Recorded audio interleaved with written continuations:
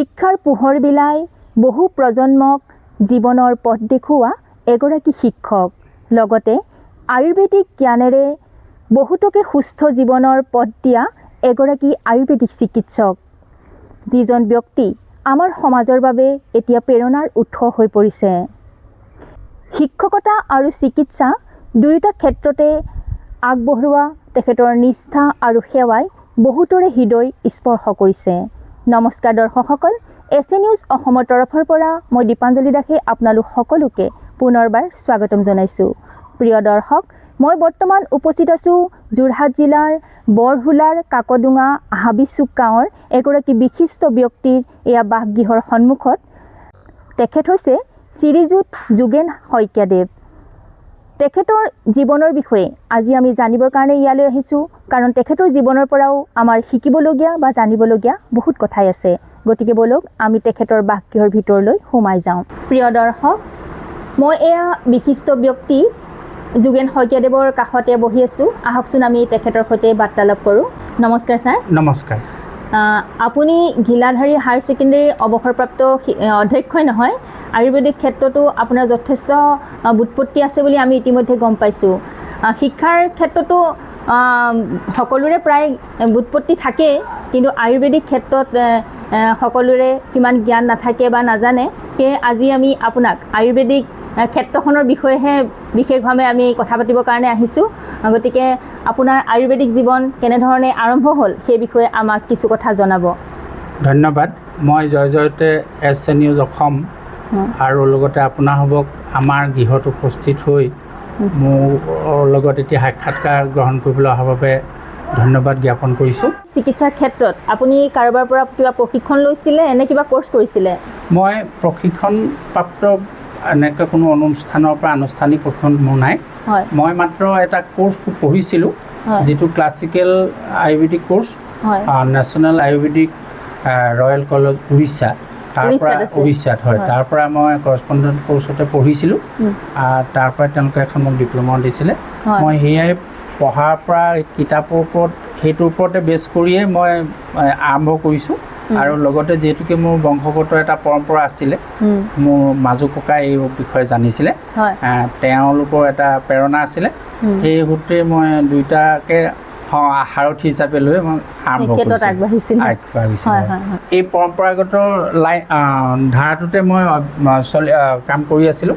তাৰপিছত 2019 চনত আমাৰ quality council of India QCI, যিটো ভাৰত চৰকাৰ আয়ুষ মন্ত্ৰণালয়ৰ অধীনত বৰ্তমান ইণ্ডিয়াত চলি আছে, যাৰ পৰিচালনাৰ দায়িত্বটো বৰ্তমান ডিমাপুৰস্থ নেকু ইউনিভাৰ্চিটি, নৰ্থ ইষ্ট খ্ৰীষ্টান ইউনিভাৰ্চিটিক দায়িত্ব দিছে। এই 2019 চনত তেওঁলোকে আমাক অসমৰ এই লোকসকলক, এনেকুৱা ধৰণৰ লোকসকলক নিমন্ত্ৰণ জনাই এটা ট্ৰেইনিং দিছিল। তাতে আমি ট্ৰেইনিঙত যোগদান কৰিছিলোঁ। আৰু তেতিয়া তেওঁলোকে আমাক এখন প্ৰমাণপত্ৰ দিছিলে। এই প্ৰমাণপত্ৰখনত যে পৰম্পৰাগত চিকিৎসক হিচাপে আমাৰ এখন প্ৰমাণপত্ৰ আছে, আৰু বৰ্তমান সেইখন আমাৰ হাতত আছে। আৰু আমি এতিয়া এই ধৰণে এতিয়া আমি পৰম্পৰাগত চিকিৎসক হিচাপে বনৌষধি আৰু আয়ুৰ্বেদিক ফৰ্মুলাৰে কাম কৰি আছোঁ। এইখন কৰস্পণ্ডেঞ্চ কোৰ্চ পঢ়োঁতে দিয়া উৰিষ্যাৰ national royal college of Orissa Ayurvedic college, এইখন প্ৰথমখন, য'ত আয়ুৰ্বেদ শাস্ত্ৰী উপাধিটো দিছে। আৰু দ্বিতীয়খন হ'ল এইখন কোৱালিটি কাউন্সিল অফ ইণ্ডিয়াৰ অধীনত আয়ুষ মন্ত্ৰণালয়, যিটো নেকু ইউনিভাৰ্চিটিয়ে কণ্ডাক্ট কৰিছে। 2019 চনত এইখন আমাক পৰম্পৰাগত চিকিৎসক হিচাপে দিছে। এই দুখনেই প্ৰমাণ। প্ৰকৃততে হয়, মই এজন শিক্ষক হিচাপে মোৰ কৰ্মজীৱন আৰম্ভ কৰাৰ লগতে সমপৰ্যায়ভাৱেই মই চাকৰি কালৰ লগে লগে মই এইটো আয়ুৰ্বেদিক অৰ্থাৎ বনৌষধি লগত এক সম্পৰ্ক আমাৰ আছিল। আমাৰ পূৰ্বৰ ককাহাতৰ দিনৰ পৰা এটা পৰম্পৰা আছিল, তাৰ হয়তো তেজ আমাৰ গাত অকণমান আছিল। সেই সূত্ৰে মই বনৌষধিৰ লগত তথা আয়ুৰ্বেদিক চিকিৎসাৰ লগত অজানিতভাৱে জড়িত হৈ পৰিছিলোঁ। আৰু যিমান পাৰিছিলোঁ নিজৰ চেষ্টাৰ আৰু অধ্যয়নৰ দ্বাৰা ৰোগীসকলক কেনেকৈ তেওঁলোকৰ ৰোগ নিবাৰণ কৰিব পাৰি তাৰ প্ৰচেষ্টা চলাই গৈছিলোঁ, বা এতিয়াও যিমানলৈকে পাৰিছোঁ চলাই আছোঁ। এইখিনিতে আপোনাৰ প্ৰথম যিটো চিকিৎসা আপুনি আয়ুৰ্বেদিক চিকিৎসা যিজন ব্যক্তিক প্ৰথম কৰিছিলে সেই চিকিৎসাটোৰ বিষয়ে অকণমান আমাক জনাব নেকি? 1985 চনৰ ঘটনা। মই তেতিয়া ঘিলাধাৰী উচ্চতৰ মাধ্যমিক বিদ্যালয়ত বিষয় শিক্ষক হিচাপে যোগদান কৰিছোঁ। ঠিক মাৰ্চ মাহ, মই জানুৱাৰীত যোগদান কৰিছোঁ। মাৰ্চ মাহতে একেবাৰে স্কুলৰ নাতি কাষতে, একেবাৰে কাষতে থকা এজন ৰোগী, কিডনী পাথৰৰ ৰোগী, তেওঁৰ নাম আছিল আব্দুল্লা খান। তেওঁ এই ৰোগত ভুগি আছিল। মই সেই সময়ত বাছত অহা যোৱা কৰোঁ। ৰাস্তা খুব অতিশয় বেয়া, যাৰ বাবে আমি বাছলৈ বহুত দেৰি সময় অপেক্ষা কৰিবলগীয়া হয়। তেওঁ পদূলিৰ মুখতে বাছ ৰয়, সেই তাতে তেওঁ ৰাস্তাৰ কাষতে তেওঁ জিৰণি লৈ আছিলে। মই তেওঁ অকলশৰীয়াকৈ থকাকৈ তেওঁকে লগতে দুআষাৰ পাতিবৰ কাৰণে ওচৰ চাপি গৈছিলোঁ। কিন্তু তেওঁৰ অৱস্থাটো দেখি মই অনুভৱ হৈছিল যে এজন ৰোগী। তেওঁ তেতিয়া সেই ৰোগৰ সম্পৰ্কে মই যেতিয়া প্ৰশ্ন কৰিছোঁ, তেওঁ কৈছে যে মোৰ এনেকুৱা এটা ৰোগ হৈছে, মই প্ৰায় 22 দিনমান ধৰি ডিব্ৰুগড় মেডিকেল হস্পিটেলত চিকিৎসা কৰি আছিলোঁ। যদিও মোৰ এতিয়া বিষয়টো অপাৰেশ্যন কৰাৰ কথাটো চিকিৎসকে ঘোষণা কৰাত তেওঁ আৰ্থিকভাৱে দুৰ্বল মানুহ, সেইকাৰণে সেইটো কথা যদিও তেওঁ ভাবিছে দেহটো ৰক্ষা কৰিবৰ কাৰণে, কিন্তু আৰ্থিক দৈন্যতাই তেওঁ সেইটো খুব মুকলিভাৱে কৰিবলৈ সাহস গোটাব পৰা নাই। তেতিয়া তেওঁ কৈছিল যে মোৰ এজন ভাই সম্বন্ধীয় লোক আছে বৰহোলাত, তাতে এজন লোক আছে যিজনে কিডনী ৰোগৰ চিকিৎসা কৰে। মই তেওঁলৈ খবৰ এটা পঠাইছোঁ, তেওঁ কি সমিধান দিয়া অপেক্ষাত আছোঁ। মই তেতিয়া বুজিছিলোঁ তেওঁৰ ভায়েকৰ নাম গোলাপ খান। তেওঁ সেই কথাটো তেওঁ গোলাপ খানে এনেকৈ দৰৱ দিয়ে বুলি জানে। মই মনতে অনুভৱ কৰিছোঁ যে মোৰ কথাই কৈছে, কিন্তু যিহেতুকে মই খাৰা হৈ আছোঁ আৰু ৰোগীজনৰ অৱস্থাটো অতিশয় মানে সাংঘাতিক, যিটো হাত ভৰি ফুলি মানুহজন গোটেই ফুলি আছে, যিটো কাৰণে মোৰ দৰৱটো দিবলৈ বা মই দৰৱটো জানো বুলি ক'বলৈ মোৰ মানে হৃদয়ত বল উৎপন্ন হোৱা নাই। সেই সূত্ৰে মই ক'লোঁ যে মই একো কোৱা নাই আৰু মই হয় কৰি আছোঁ। ঠিক অলপ সময়ৰ পাছতে গাড়ীখন অহা অলপ লেট হৈছে, ৰাস্তা বেয়া কাৰণে যথেষ্ট লেটকৈ আহে।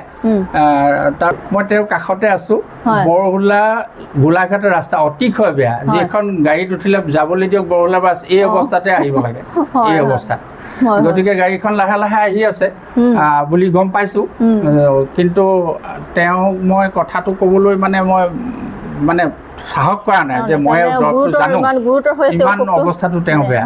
ঠিক ইতিমধ্যে এই মানুহজন যিজন ভায়েক বুলি কৈছে, তেখেত গৈ বাইকত মানে এই অৱস্থাত গৈ তেওঁ ওলাইছেগৈ আৰু বোলে ছাৰ নমস্কাৰ, মোক এনেকৈ নমস্কাৰ দিছে। মই নমস্কাৰ দিলোঁ। প্ৰতি নমস্কাৰ দিয়াৰ পিছত তেওঁ কৈছে আপোনাৰ ঘৰলৈ গ'লোঁ, আপোনাক বিচাৰিলোঁ, কিন্তু আপুনি বোলে ঘিলাধাৰীত চাকৰি পালে।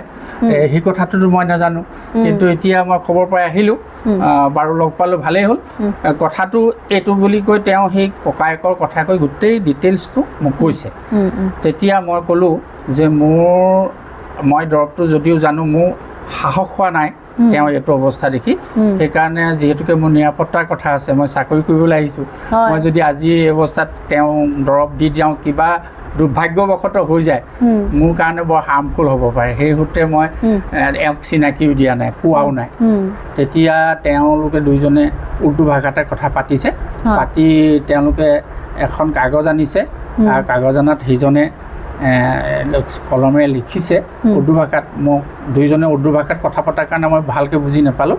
তেওঁ লাষ্টত ভঙাই মোক এনেকৈ দিছে যে মই দৰৱটো নিজ ইচ্ছাৰে খাইছোঁ, যদিহে মোৰ এই দৰৱটো খোৱাৰ পিছত কিবা দুৰ্ঘটনা ঘটে, তাৰ বাবে এই ব্যক্তিজনক, দৰৱ দিয়া ব্যক্তিজনক কোনো কাৰণতে কোনো সমাজে, কোনো ব্যক্তিয়ে, কোনো পৰিয়ালৰ মোক কোনো লোকে দুখ দিব নোৱাৰিব। যদিহে দুখ দিয়ে তেতিয়াহ'লে মই বেহেষ্টত কোনো কাৰণতে কোনো কালে স্থান নাপাম। তেতিয়া ৰোগীয়ে কৈছে মই আৰু ইয়াতকৈ দিবলগীয়া মোৰ একো নাই। তেতিয়া মোৰ মনটো বৰ বেয়া লাগিলে। মই ভাবিলোঁ ঠিক আছে, আপোনালোকে যদি এনেকৈ কৈছে, ময়ো ঈশ্বৰকে খাতিৰ কৰি আৰু তেওঁক মানে দৰৱটো দিবলৈ সাজু হ'লোঁ। আৰু তেওঁক ক'লোঁ যে মই কাইলৈ ৰাতিপুৱা আহিম আপোনাৰ ঘৰলৈ, আপুনি বাইকখন দিব, মই গোলাঘাটলৈ যাম, বস্তুখিনি আনি দিম, আনি মেলি ইয়াতে ঠিক ঠাক কৰিম। তেতিয়া মই গোলাঘাটলৈ গ'লোঁ। জৰিপতি দোকানৰ পৰা এই মণিমুকুতা য'ত বিকে জৰিপতি দোকানত মণিমুকুতি হেৰি তাৰ পৰা বস্তুখিনি আনিলোঁ আনি তেওঁৰ ঘৰতে প্ৰস্তুত কৰিলোঁ প্ৰস্তুত কৰি তেওঁক ঠিক 1 মান বজাত মই এটা ড'জ খাবলৈ দিছোঁ তাৰ 2 ঘণ্টামানৰ পাছত আকৌ এটা ড'জ দিছোঁ আৰু তেওঁক বটলত মানে এইটো ফিটিং কৰি দিছোঁ যে এই যে আগতে ডাক্তৰ হস্পিটেলত দিয়ে যে কাগজৰ দাগ মাৰি মাৰি মই তেনেকৈ কাগজ কাটি আঠা লগাই দাগ মাৰি দিছোঁ যাতে তেওঁ সেইখিনি নিয়মতে খাব পাৰে তাৰপিছত মই 2টা ড'জ খোৱাৰ পিছত মোৰ স্কুলৰ টাইম হ'ল পাছদিনা মই গুচি আহিলোঁ কিন্তু দিনাখন গৈ ৰাতিপুৱা মই সোনকালে গৈ তেওঁ ঘৰত সোমাইছোঁ তেওঁ দেখিছোঁ যে তেওঁ একদম টোপনি লাল কাল তাৰপিছত আৰু দৰৱটো চাইছোঁ বটলটো অন্ততঃ খাব লাগিছিলে 5 পালিমান মানে একেলগে খাই দিলে যিটো কাৰণে তেওঁ একেবাৰে টোপনি লাল কাল হৈ আছে উপায় নাই সাৰো পোৱা নাই সাৰ পোৱাবলৈও মোৰ বেয়া লাগিছে তাৰপিছত মই স্কুল গ'লোগৈ যোৱাৰ পিছত মই তেওঁ মহিলাগৰাকীক ক'লোঁ যে আপুনি চাই থাকিব সাৰ পালে মোক খবৰ দি দিব আৰু এই ল'ৰাটো পঠিয়াই দিব তেওঁ এটা অকৰা নিচিনা ল'ৰা এটা আছিলে এই গ'লেই মই আহি যাম মইতো ছিগনেল কাৰণ মই নতুন মানুহ কাৰণে বিদ্যালয়তো মোক এই বিষয়ে কোনেও নাজানে আৰু ঘৰতো মোৰ নাজানে সেইটোৱে প্ৰথম চিকিৎসা কৰিছোঁ তেওঁ যেতিয়া 5 পালি খাই দিলে খোৱাৰ পাছত মোৰ মানে তেওঁ কাষত থিয় হৈ বটলটোলৈ দেখি মোৰ অৱস্থাটো মানে এনেকুৱা এটা হৈছে যে মোৰ হাৰ্টটো মানে বেছিহে কিবা কিবি কৰিব ধৰিলে কি হ'ব এতিয়া এইটো ৰ'বই নে যাবই নে মইতো ইমান হেভি ড'জত এটা নিয়মতে দিছিলোঁ তেওঁতো অভাৰ ড'জ ব্যৱহাৰ কৰি দিলে যাৰ কাৰণে কিবা যদি হয় মোৰ কি হ'ব এনেকুৱা এটা দুৰ্দুলমান অৱস্থাত মই ভুগি আছোঁ যিটো কাৰণে মই খুব ফ্ৰীলি কথাও পাতিব পৰা নাই খুব মানে সাংঘাতিক হেৰি ধৰণে মুকলিভাৱে মই চিন্তাও কৰিব পৰা নাই মই এটা জটিল অৱস্থাত ভোগাগতে মই ভুগিছোঁ ভুগি তাৰপিছত ভাবিলোঁ মই অলপ শান্তি পাবলৈ বিদ্যালয়ৰ টাইমো হোৱাৰ কাৰণে বিদ্যালয়লৈ গ'লোঁ তাতো মই বহি আছোঁ আইগৰাকী তেওঁক কৈ থৈ গৈছোঁ যে আপুনি যদি সাৰ পায় তেতিয়াহ'লে ল'ৰাটো পঠাই দিব মই তেওঁক দেখাৰ লগে লগে গুচি আহিম ঠিক তেনেকৈ প্ৰায় 1.5 ঘণ্টা 2 ঘণ্টামানৰ পাছত তেওঁ ল'ৰাটো গৈছে অলপ গৈ মানে দেখা দিছে মই এটা ফৰ্মুলা কৰি লৈছিলোঁ মোৰ তেওঁ বাৰীৰ পিছতে প্ৰায় খুব বেছি 30 মিটাৰমানৰ পিছতে আমাৰ বিদ্যালয়খন আছে গতিকে মই বাৰীৰ মাজেদি এটা ৰাস্তা যাব পৰাকৈ ব্যৱস্থা কৰোৱাই লৈছোঁ তাৰপৰা ল'ৰাটো যেতিয়া ওলালে দেখাৰ লগে লগে মই গুচি আহিলোঁ আহি তেওঁক চাইছোঁ চোৱাত তেওঁ ঠিক মানে অলপ কেমেৰা অলপ মাত দিলোঁ খান্দা এনেকৈ মাত দিয়াত তেওঁ চকু মেলিলে মেলাৰ পিছত আৰু মই কৈছোঁ আপুনি কেনে পাইছে তেওঁ কৈছে যে মোৰ টোপনি লাগিছে মোৰ ভোক লাগিছে তেতিয়া কৈছে যে মই বোলো তেতিয়া আইগৰাকীক ক'লোঁ আপুনি গাখীৰৰ ভাত কেইটামান বনাই দিয়ক বোলে গাখীৰৰ ভাত খালে ডাক্তৰ মানুহ মৰিব কৈছোঁ মই বোলো সেইটো ডাক্তৰৰ কথা আছিল এতিয়া মোৰ কথা আছে আপুনি খাব দিয়ক খাওঁ বুলি কৈছে আপুনি লেক্টোজেন গাখীৰ আছিলে তাতে লেক্টোজেন গাখীৰ মানে গৰম কৰি তাতে চাউল দি পায়স নিচিনা বনাই দিলে প্ৰায় মানে 100 গ্ৰামমান চাউলৰ তাৰপৰা সেইকেইটা তেওঁ খোৱাৰ পাছত আকৌ টোপনি গ'ল টোপনি যোৱাৰ পিছত মই আকৌ বিদ্যালয়লৈ গ'লোঁ বিদ্যালয় ছুটি হোৱাৰ পিছত মই আকৌ সোমালোঁ ক'লোঁ যে এতিয়াতো সাৰ নাই পোৱা গতিকে এতিয়া ডিষ্টাৰ্ব কৰিব নালাগে তাৰপৰা মই ক'লোঁ যে দৰৱখিনি যদি সাৰ পাই খুৱাই দিব নিয়মীয়াকৈ মই কাইলৈ আকৌ আহিম তাৰ পাছদিনাখন মই গুচি আহিলোঁ তাৰ পাছদিনাখন মই আকৌ সোনকালে গৈছোঁ গৈ চাইছোঁ যে এইটো আপুনি খালে তাৰপিছত তেওঁ টোপনি মানে অৱস নিচিনাত আছে তাৰপিছত তেওঁক তোলালোঁ তেওঁ বিশেষ সাৰ নাপালে মই বিদ্যালয়লৈ গ'লোগৈ পুনৰ আকৌ ল'ৰাটোক ইংগিতটো দি থৈ গৈছোঁ যে ই গ'লে মই আহি দিম তেতিয়া আকৌ ল'ৰাটো আকৌ আহিলে দেখাই দিলে মই আকৌ আহিলত তেওঁক তেতিয়া তোলালোঁ তেওঁ সাৰ পালে সাৰ পাই মোক চাই কৈছে মোৰ খুব জোৰছে প্ৰস্ৰাৱ কৰিব লাগিছে তাৰপিছত তেওঁ প্ৰস্ৰাৱ কৰিছে কমচে কম 2.5 লিটাৰতকৈ বেছি প্ৰস্ৰাৱ কৰিছে তাৰমানে টিং এটা আধা টিং প্ৰস্ৰাৱ কৰিছে প্ৰস্ৰাৱ কৰাৰ পাছত আৰু তেওঁ কৈছে যে মোক খুব ভাগৰ লাগিছে টোপনি লাগিছে আকৌ নিয়মীয়াকৈ দৰৱখিনি খুৱাই আছে প্ৰস্তুত কৰি দিয়া হ'ল দৰৱ আকৌ খুৱাই আছে খোৱাৰ পাছত সেইদিনাখন ডিষ্টাৰ্ব নাই কৰা কৈছোঁ যে ভাত খাওঁ বুলি যদি তেওঁ কয় আপুনি পায়স ভাতকে দি দিব আইগৰাকীক কৈ আহিলোঁ বিধানটো দি তাৰ পাছদিনা আকৌ গৈছোঁ সেইদিনাখন দেখিছোঁ যে তেওঁ লাহেকৈ উঠি বিচনাত বহিব পৰা হৈছে আৰু গোটেইবিলাক কিন্তু ফুলি আছিলে শুকাই গৈছে প্ৰায় 7 দিনমানৰ ভিতৰত তেওঁ গোটেই জকাটো ওলাই পৰিছিল দেখিবলৈ এনেকুৱা কুৎসিত হৈছিল যিটো আপুনি মানে সাধাৰণ মানুহে দেখিলে এইটো কি নিচিনা হ'ব ভাবিব, ফুলি গৈছিলে যে শুকি গ'ল। তাৰপিছত আৰু লাহে লাহে তেওঁ ডেভেলপমেণ্ট হৈ আহিছে। প্ৰায় 13 দিনৰ পিছত তেওঁ পাথৰটো ওলালে ৰাতি, তেওঁ নিজে উলিয়াইছে। তেওঁ কৈছে যে প্ৰস্ৰাৱ কৰোঁতে ইমান জোৰছে প্ৰস্ৰাৱ কৰিব লাগিলে, মই তেওঁক পানী খোৱা বিধানটো দিছিলোঁ যে আপুনি প্ৰস্ৰাৱ কৰিব লাগিলে আৰু পানী পিয়া লাগিলে খাই থাকিব, ডেইলি 2 লিটাৰ 3 লিটাৰ পৰ্যন্ত পানী খাবলৈ কৈছোঁ যাতে ৱাছ হয়। তাৰপিছত পানী খাওঁতে তেওঁ প্ৰস্ৰাৱৰ লগত ৰাতি কৈছে, ৰাতি মোৰ 1:30মান বজাত খুব জোৰছে প্ৰস্ৰাৱ লাগিছে। তাৰপিছত এইটো এনেকৈ ইয়াত মানে প্ৰস্ৰাৱৰ ৰাস্তাত লক হৈ গৈছে, বিষ হৈছে, কিন্তু খুব জোৰ দিয়াৰ পাছত সেই পাথৰটো ওলালে। পাথৰটো 11 mm মানৰ পাথৰ নিজে ওলাই আহিল। আৰু সেইটো পাথৰত তেওঁ অচেতন হৈ গৈছোঁ বুলি কৈছে, যে মই একদম ভাগৰ লাগি গ'ল, মই শুই গ'লোঁ। তাৰপিছত লাহে লাহে আকৌ আৰাম পালোঁ। আৰাম পোৱাৰ পাছত আৰু মই আকৌ ৰাতিপুৱা তেওঁক লগ পাইছোঁ, কেনেকৈ পাইছে, কৈছে যে মই কিছু ভাল পাইছোঁ। পাথৰটো মোক দেখুৱাইছে, হাততে এইটোৱে ওলাইছিলে। মই পাত্ৰত ধৰিবলৈ কৈছিলোঁ, যে পাত্ৰত খেটেং কৰিলে শব্দ হ'লে আপুনি গম পাব যে ওলাই গৈছে। তাৰপিছত সেই প্ৰস্ৰাৱটো পেলাই পাথৰটো ধৰিলে, ধৰাৰ পিছত তেওঁ মোক দেখুৱাইছে এইটোৱে পাথৰ। পাথৰটো সংৰক্ষণ কৰি তেওঁ থৈছিলে। ধৰাৰ পাছত তেওঁক কণ্টিনিউ 4 মাহ চিকিৎসা কৰিছোঁ। তাৰপিছত অৰেলি, তাৰমানে ধৰক সপ্তাহত 3 দিন নোখোৱাওঁ, এনেকৈ দৰৱ পাই তেওঁক 9 মাহলৈকে মোৰ কাষ্টডিত ৰাখিছিল, চাই আছিলোঁ। আৰু যিহেতুকে মই আমাৰ যন্ত্ৰ পাতি নাইকিয়া মানুহ, তেওঁক এদিন ক'লোঁ আপুনি হেৰি কৰক, আপোনাক এটা পৰীক্ষা কৰোঁ, এক্সৰে কৰোঁ। বোলে কেনেকৈ, আপুনি বুলেট এখন আনক। তেওঁ বুলেট চলোৱাৰ আগত তেওঁ বুলেট এখন আনিলে। হেমলাইত তেওঁলোকৰ মিটিং আছে। হেমলাইৰ পৰা ডিমাপুৰলৈকে মটৰচাইকেল তেওঁ ড্ৰাইভ কৰিছে, মই পিছত উঠি গৈছোঁ। তাৰপিছত তেওঁক তাত সুধিছোঁ ডিমাপুৰতে যে আপোনাৰ এতিয়া কমৰ বিষ হৈছে নেকি? বোলে নাই। তেতিয়া কাইলৈ আকৌ আমি ধুনীয়াকৈ যাব পাৰিম? বোলে ধুনীয়াকৈ পাৰিম। পাছদিনাখন আমি আকৌ ডিমাপুৰৰ পৰা খুব মৰ্ণিং 2জনে গুচি আহিছোঁ। তাৰপিছত আৰু তেওঁক মই এৰি দিছোঁ। তাৰপিছত কৈছোঁ যে আপুনি মনৰ সন্তোষৰ কাৰণে এক্সৰে এখন কৰি চাব পাৰে। কিন্তু এক্সৰে এখন কৰিবলৈ যাওঁতে তেতিয়া তেখেতৰ চাৰ্জিকেল প্ৰফেচাৰ যিজনক তেওঁ দেখুৱাইছিলে বোলে ডিব্ৰুগড় মেডিকেল কলেজত, মুনি দত্ত বুলি, তেওঁক যেতিয়া হেৰি কৰোৱালে, এক্সৰে কৰোৱালে, তেওঁ ক'লে যে এইখিনি নাই, পাথৰটো নাই আপোনাৰ, ভাল হৈ গ'ল মই দিয়া দৰৱে। তেওঁ ক'লে যে মই আপুনি দিয়া দৰৱে ভাল হোৱা নাই, মই এনেকুৱা জংঘলী দৰৱ খাই ভাল হ'ল। তো ডাক্তৰৰ লগত তথিয়াতথি হ'ল তৰ্কবাদ। তেওঁ কৈছে যে আপুনি কি কথা কয় হে, এইটোকে জংঘলী দৰৱে যদি এনেকুৱা পাথৰ ৰোগ ভাল কৰি দিব পাৰে, ইমান ডাঙৰ মেডিকেলখন কেলৈ বনাইছে? বোলে সেইটো কেলৈ বনাইছে মই নাজানো নহয়, কিন্তু পাথৰটো সেই জংঘলী দৰৱ খাই মই ওলাইছে, এইটো একেবাৰে হয়, আপোনাৰ দৰৱে নাই হোৱা। তাৰপিছত কৈছে যে আপুনি পাগল হোৱা নাইতো? বোলো পাগল মইতো নাই হোৱা, আপুনিয়ে হৈছে যদি। এনেকৈ ডাক্তৰৰ লগত এটা মানে বাক পিতণ্ডা হোৱাত লাষ্টত তেওঁলোকে কৈছে এখন লেবৰেটৰী আছিলে এই জ্যোৎস্না হলৰ কাষত, বোলে তাত পুনৰ এটা এক্সৰে কৰি চাইছে, তেতিয়াও ডিক্লেয়াৰ দিলে যে নাই। তেতিয়া প্ৰফেচাৰৰ লগত কথা পাতিছে, তেতিয়া কৈছে যে কেনেকৈ হ'ল, গোটেই কাহিনীটো কোৱাৰ পাছত এনেকৈ কৈছে। কোৱাৰ পাছত তেতিয়া তেওঁ কৈ পঠিয়াইছিলে যে মানুহজন এবাৰ লগ পাম, মাতিবচোন, মোক লগ কৰাই দিবচোন। যে মই আৰু তালৈ যোৱাটো নহ'ল, যিহেতুকে মোৰ চাকৰি কৰা মানুহ, সময়ো নাই, আৰু মই তেনেকুৱাবিলাকত সোমাবও নিবিচাৰোঁ।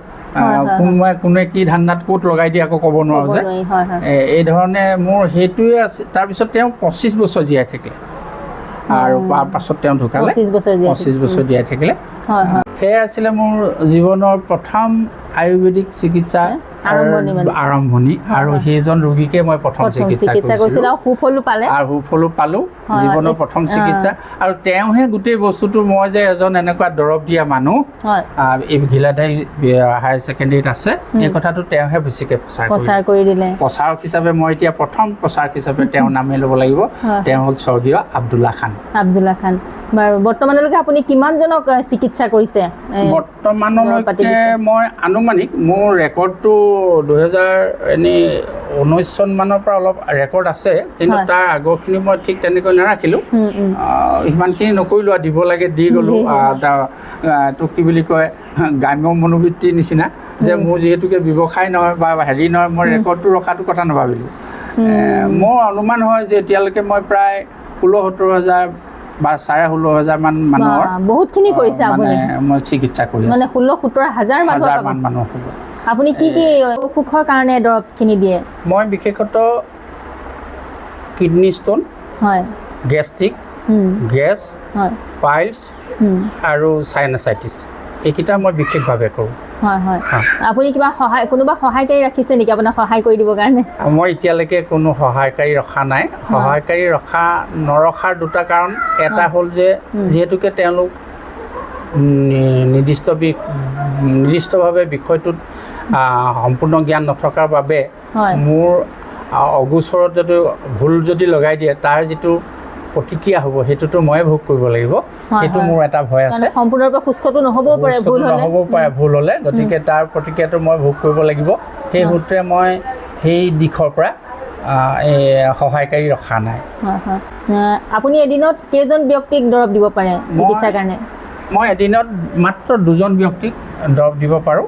আৰু মই সময় লাগে নেকি? সময় লাগে আৰু প্ৰস্তুত কৰোঁতে, যিহেতুকে যৌগ মেডিচিন হয়, সংযোগ কৰোঁতে যোগ কৰোঁতে মুষ্টি যোগ যিটো কোৱা যায়, সেইটো কাৰণে দেৰি লাগে। সেইখিনি কৰোঁতে মই খুব নিজে সাৱধানেৰে 2জন মানুহক মই কণ্ট্ৰল কৰিব পাৰোঁ, তাতকৈ মই বেছি নলওঁ। আৰু সেইকাৰণে মই কোনো ধৰণৰ বাতৰি এডভাৰটাইজ বা অন্যান্য কোনো এডভাৰটাইজ আজিলৈকে কৰা নাই। কাৰণ আপুনি এইটো মানে ব্যৱসায় হিচাপে নহয়, সেৱা হিচাপে লৈছে? হয়, মই চিকিৎসাটো এইটো সেৱা হিচাপে লৈছোঁ, মই ব্যৱসায় হিচাপে কৰা নাই। আৰু ব্যৱসায় হিচাপে কৰা হ'লে মই দোকান বা ইত্যাদি কৰি ল'ব পাৰিলোঁহেঁতেন। সেইখিনি মোৰ ইচ্ছাও নাই, যিহেতুকে ভুল যাতে নহওক, যিকণ পাৰোঁ সঠিকভাৱে যাতে শুদ্ধভাৱে কৰিব পাৰোঁ, সেই চেষ্টাটোকে মই বৰ্তমানলৈকে অব্যাহত ৰাখিছোঁ। হয় হয়, বহুত ভাল কথা। আজি আপোনাৰ গৃহলৈ আহি আপোনাৰ সৈতে কথা পাতি আপোনাৰ বিষয়ে জানি আমাৰ বহুত ভাল লাগিল। এছ এ নিউজ অসমৰ তৰফৰ পৰা আপোনালৈ বহুত বহুত ধন্যবাদ জ্ঞাপন কৰিলোঁ। ধন্যবাদ। আজি এই বিশেষ দিনটোত আপোনাৰ বাবে আহি এছ এ নিউজৰ তৰফৰ পৰা মোৰ যিটো সাক্ষাৎকাৰ গ্ৰহণ কৰিলে, তাৰ বাবে আপোনালোকৰ লগতে এছ এ নিউজৰ সকলো কৰ্মকৰ্তালোকে মই পুনঃ ধন্যবাদ আৰু মোৰ কৃতজ্ঞতা জ্ঞাপন কৰিলোঁ।